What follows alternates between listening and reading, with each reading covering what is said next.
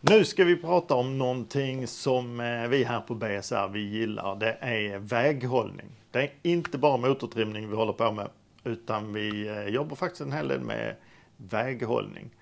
Och där har vi en jättebra leverantör, Eibach. Faktiskt Europas ledande när det gäller fjädrar. Och det är ProKit, det är Sportline och det är ProStreet. Jag ska visa lite grann vad det är för någonting som skiljer de här fjädrarna åt och sänkningssatserna. Här har vi, detta är den svarta fjädern, det är en ProKit, det är den vanliga sänkningssatsen. Och här har vi Sportline, den sänker lite till, lite tuffare blir den. Och här har vi ProStreet.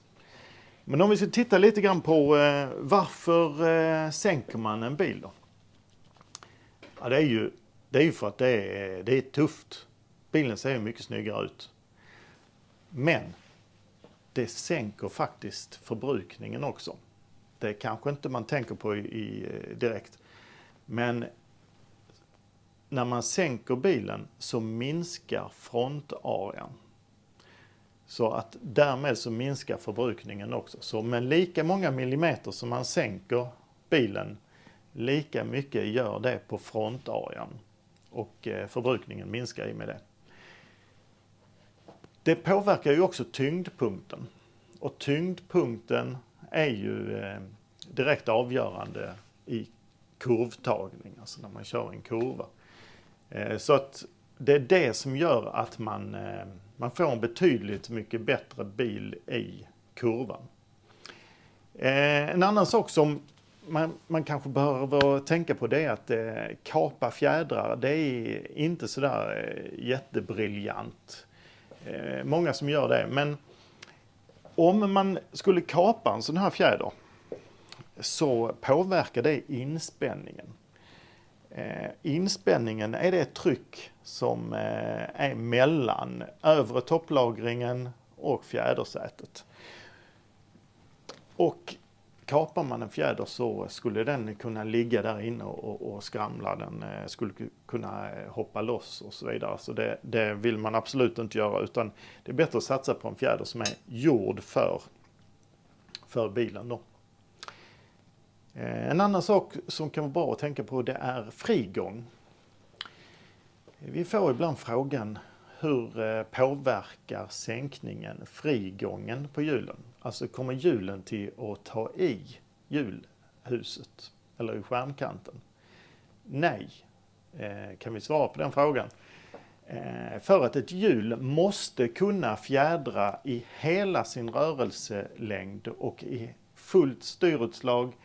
Och faktiskt, man ska faktiskt kunna köra utan fjädrar. Hjulet får inte ta i någon gång överhuvudtaget. Så fjädern påverkar inte frigången för hjulet.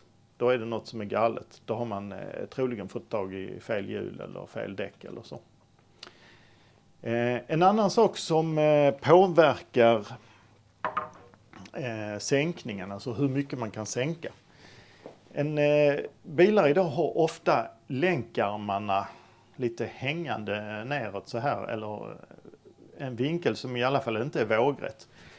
Man försöker uppnå en vågrätt länkarm. Det är då man får bäst stabilitet i bilen. Och likadant, sänker man för mycket så att länkarmarna börjar peka uppåt i ytterkant ute vid hjulen, då påverkar också stabiliteten och bilen kan bli lite konstig att köra. Så vågrätta länkarmar, det är det man vill uppnå. Och det får man om man väljer Eibach-produkter. Vi tittar lite grann på ProStreet. Då är det är vad man kallar ställbar. Så här är höjden ställbar. Vissa utav de här kitten är även så man kan justera dämpningen. Men med den här stötdämparen så kan man alltså justera höjden på bilen också då. Och det är ju jättetufft. Speciellt om man kör lite bantävling eller man kör lite klubbträffar eller sådär. lite inspirerat, då kan det vara jättebra att ha en justerbar. En sak som man också ska tänka på, det är när man väljer fjädrar. Det är axelvikten. Och vilken axelvikt har man nu? Och då är det så smidigt så att det står oftast i dörrinsteget eller i motorrummet, så finns det en liten lapp eller skylt där, så står det vilken axelvikt man har. Och sen jämför man det med de uppgifterna som vi har på hemsidan då. Och där kan det skilja lite grann. En 20 kilo hit eller dit har ingen större betydelse. Men kolla axelvikterna innan ni klickar på köpknappen bara, så blir det rätt. Vi ska titta på krängningshämmare. Och nu snackar vi. Detta är krängningshämmare. Den är alltså en krängningshämmare. Den är till för att motverka krängning. Det säger sig själv. Detta börjar man kanske titta på lite grann när man kör lite mer inspirerat, om vi säger så. Och har man uppgraderat däck, fälgar, bromsar, stötdämpare och fjädrar och sådär, då kan det vara i allra högsta grad läge att börja titta lite grann på krängningshämmaren också. Och hur ska man tänka när det gäller krängningshämmaren? Krängningshämmarna, de påverkar balansen i bilen. I moderna bilar idag så kan man säga att biltillverkarna i olika grad så försöker man få en understyrd bil. Och det är tråkigt. En understyrd bil, den vill gärna inte svänga in. Så att när man svänger på ratten så vill liksom bilen plöja framåt då. Och hur motverkar man det? Jo, det gör man genom att montera en kraftig krängningshämmare bak. Och då får man en lite bättre insvängning. Och sen då, när du har passerat kurvan och sen är du på väg ut. Och då funkar det så här. Då vill man ha den kraftiga krängningshämmaren på den icke-drivande axeln. För då får man bättre grepp på den axeln som inte har så kraftig krängningshämmare. Så har man en bakhjulsdriven bil så vill man ju ha en kraftig krängningshämmare fram då. Och lite mindre krängningshämmare bak. Då får man bäst driv ut ur kurvan. Alltihopa detta här, det har Eibach tänkt på. Så väljer man någon av Eibachs krängningshämmarsatser så blir bilen ofta väldigt trevlig att köra. Så gå gärna in och kolla på det om det finns till just din bilmodell. En annan grej